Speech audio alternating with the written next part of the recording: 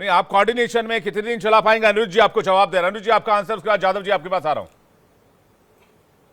जी विवेक जी, इनका कोऑर्डिनेशन ऐसा है कि कांग्रेस इनके यहाँ मटका फोड़ रही है और दोनों का दर्द देखिए कि बड़े दर्द में आके इनको यहाँ पे डिफेंड करना पड़ रहा है उसी कांग्रेस को जो मटका रोज फोड़ती है। उसके बाद में इनका ये हालत ये है कि मनीष सिसोदिया जो है जेल से जमानत नहीं पाते हैं और वही वकील करते हैं संजय सिंह को और केजरीवाल को जमानत मिल जाती है।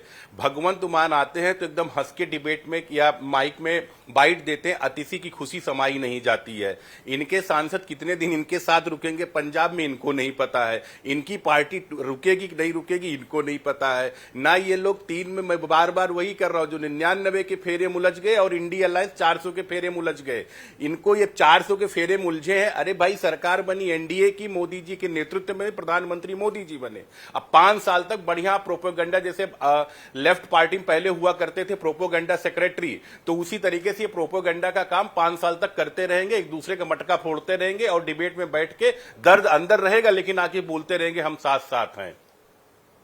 निवान जी, आपको कांग्रेस में निवान जी की बातें कर रहे हैं। देखिए किरण चौधरी कांग्रेस की नेता है और बीजेपी मां के आज शामिल हुई, लेकिन इनका अहंकार नहीं गया। आप देखिए आज भी ये फर्जी केसेस में लीडर्स को अंदर बंद करने को डिफेंड कर रहे हैं। कितनी देर तक नीतीश कुमार जी भैया कोर्ट जमानत क्यों नहीं दे रही? वही वकील, मतलब मनीष सिसोदिया जमानत नहीं दिलवाओगे, संजय सिंह को जमानत दिलवा दोगे और केजरीवाल को जमानत नहीं दिलवाओगे। 2 साल से आज तक ट्रायल शुरू नहीं हुआ है, कितनी देर तक नीतीश कुमार जी साथ देंगे इनका? आप बताइए कितनी देर तक ये ईडी छोड़ते हैं, इलेक्टोरल बॉन्ड से चंदा लेते हैं, कितनी देर तक चंद्रबाबू नायडू जी इनका साथ देंगे?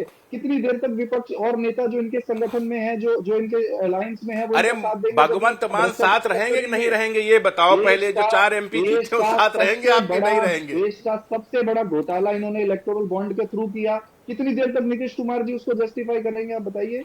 ये ईडी भेजते हैं, ईडी भेज के पैसा वसूली करते हैं, कब तक? अरे भाई ये बताओ ना भगवंत मान, ये लोग जब बाइट देते हैं इतनी खुश हो जाती थी, इतनी खुश होकर बाइट देती थी, लगता था कि केजरीवाल जी मंदिर जा रहे हैं, अंदर ही अंदर इनके कार्यकर्ता खुश रहते थे।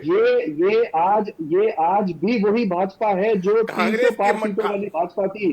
इनकी जो नीयत है वो अहंकारी नीयत है, इनका जो रवैया है वो तानाशाही रवैया है। ये लोगों को जेल में इलेक्शन में जीत कर तो वही आए सर निवान जी, इलेक्शन में जीतकर उनका ही गठबंधन आया है। नहीं आए, बिल्कुल नहीं आए, जनता ने रिजेक्ट किया है। 400 पार बोलते थे, जनता ने नहीं दिया इनको 400 पार, जनता ने मेजोरिटी भी नहीं दी।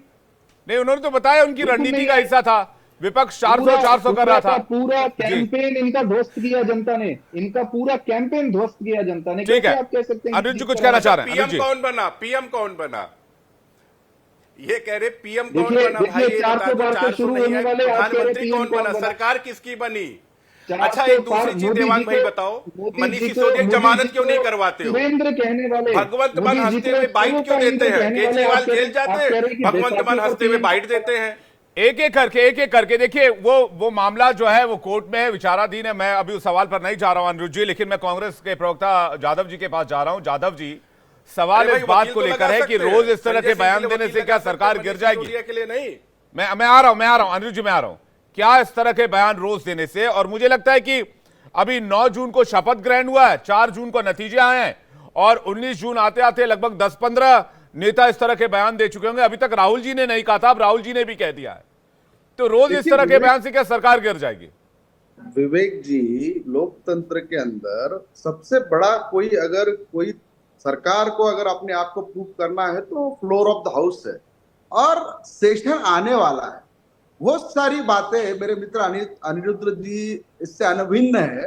अभी हम मुस्कुरा रहे हैं, ये जो आने वाला सेशन रहेगा ना सर, ये मोदी सरकार की कसौटी रहेगा, और ये कोई कांग्रेस को इसको चुनौती नहीं दे रही है, ये लोकतंत्र की प्रक्रिया है। और उसको प्रूव पूरा करने के बाद अब आंकड़ा जब आप उसको ये कंप्लायंस करेंगे तभी देश मानेगा कि आपकी सरकार बन गई है। आज प्रेसिडेंट आपका चुना हुआ है, आज आप सबसे बड़ी पार्टी बोल के उभरे हैं, तो आप पीएम बन गए, लेकिन जो मैजिक आंकड़ा है उसको कहीं ना कहीं आपको प्रूव करना पड़ेगा फ्लोर ऑफ द हाउस को, तो उस सेशन में होगा और उसके अंदर बहुत बड़ा खेला इस देश में होने वाला है।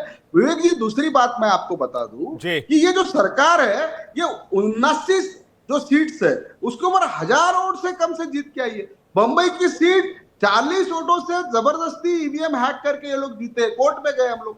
ऐसे कईयों सीट्स 42 सीट्स है जो वहां के रिटर्निंग ऑफिसर ने जबरदस्ती सर्टिफिकेट दे दिया, तो इसके ऊपर केसेस हो रही है। तो कहीं ना कहीं ये लोकतांत्रिक प्रक्रिया से तानाशाही तरीके से जीत के आई हुई सरकार है, और ये देश की विवेक भाई, मैं जनता आना इसको चाहूंगा नाकार EVM की चुकी बात है। कर रहे हैं। अगर मोदी जी, अनिरुद्ध जी, लेट मी फिनिश, मैं आपके बीच में नहीं बोल रहा था।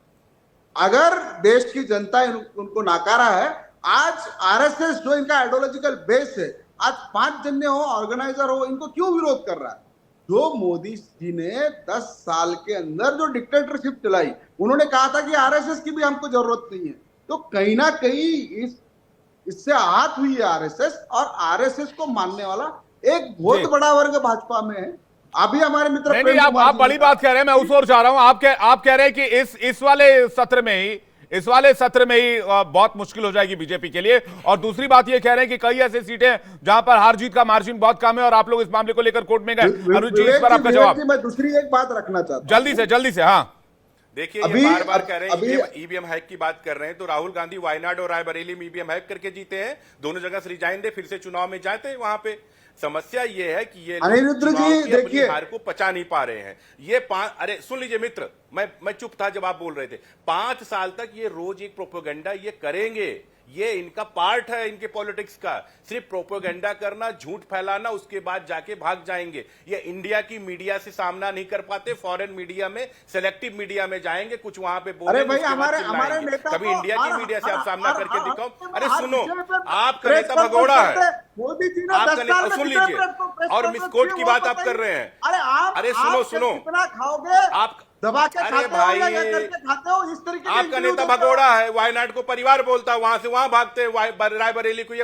अरे 2 जगह से जीत के दूसरी आए। चीज आप ये आपके जैसा जानिए, ये देश का बिस्कोट की बात कर रहे पंतप्रधान हैं। अगर एनडीए, आप- अरे सुन लो बाबू, आप 4 बार सुन फेल लो, हुए 5 साल वाराणसी में। सुनना है आपको, मोदी सुनते जी रहो 4 ना। बार फेल हुए। जनता ने विपक्ष में पहली बिठाया, बार सुनो ना। 1977 के बाद पहली बार कोई पीएम फेल हुआ है। क्या बात कर रहे हैं अनिरुद्ध जी? आपकी अरे मार्जिन भाई, क्या है? सुन लो, अरे सुन लो हमारा बाबू, नेता तो सुन 2 लो। जगह से जीत के आया है, सुन लो। और एक जगह खुशी से अरे हमारे आपका विचारों से नेता 55 जुड़ा साल है। का युवा जो है वो भगोड़ा है, वो इंडिया की मीडिया को नहीं फेस कर पाता है। वो फॉरेन की मीडिया, सेलेक्टिव मीडिया में जाएंगे अरे और भाई, उनके जिस चच्चा देश वहां के बैठे, बस वो पंतप्रधान अपना हो, वो बताएंगे, मीडिया बेटा के यहाँ सामने पे आप कितनी इंटरव्यू बार देना, वही हम अनिरुद्ध देंगे। जी, ठीक है, आप इंडिया की एक मीडिया के बस इंटरव्यू में नहीं है। मोदी जी सुनो, को बताया। 2014 के बाद एक भी इंटरव्यू नहीं दे पाए वो। मोदी जी लिए है।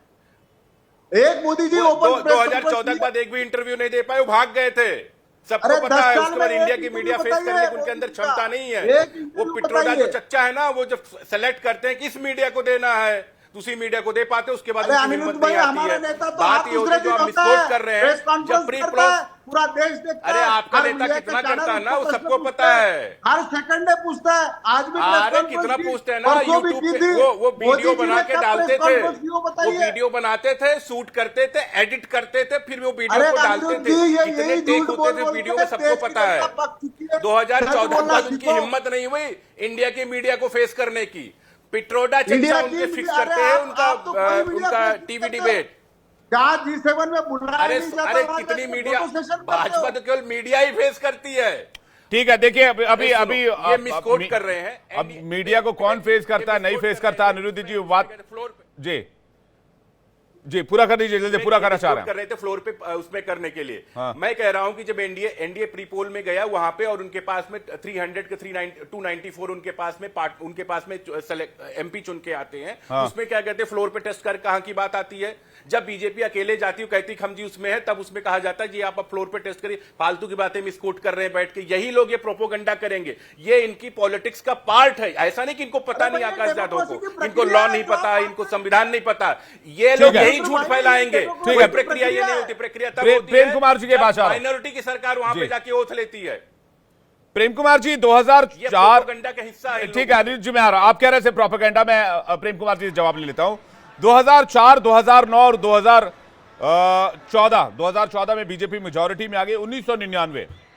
1999 में कांग्रेस पार्टी को 114 सीटें आई थी, फिर भी कांग्रेस पार्टी ऑपोजिशन में थी। 2004 में 145 सीटें आई, तब जाकर कांग्रेस पार्टी यूपीए अलायंस के तहत सत्ता में आई। 2009 में मनमोहन सिंह सरकार बनी तो 206 सीटें आई 2009 में। आज तो नंबर्स बहुत दूर हैं।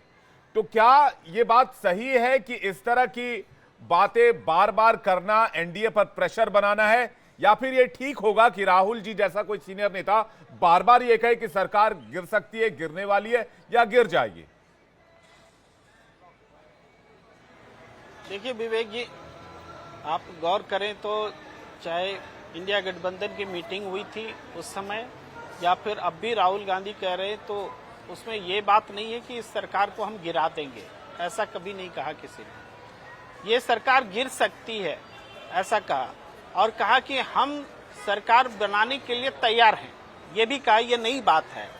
तो कारण यह है कि इस बार का जनादेश गठबंधन सरकार का जनादेश है। भारतीय जनता पार्टी की सीटें 400 पार नहीं हुई, ठीक है, आप बोलिए वो झांसा था, लेकिन 303 भी नहीं रही, वो 240 हो गई।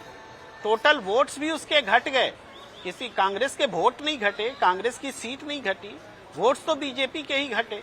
तो ऐसी स्थिति में गठबंधन सरकार रहेगी। मैंने पहले भी कहा कि कॉमन मिनिमम प्रोग्राम अगर लेकर के जितनी जल्दी बीजेपी सामने आ जाए, उसकी सरकार उतनी स्थिर होगी।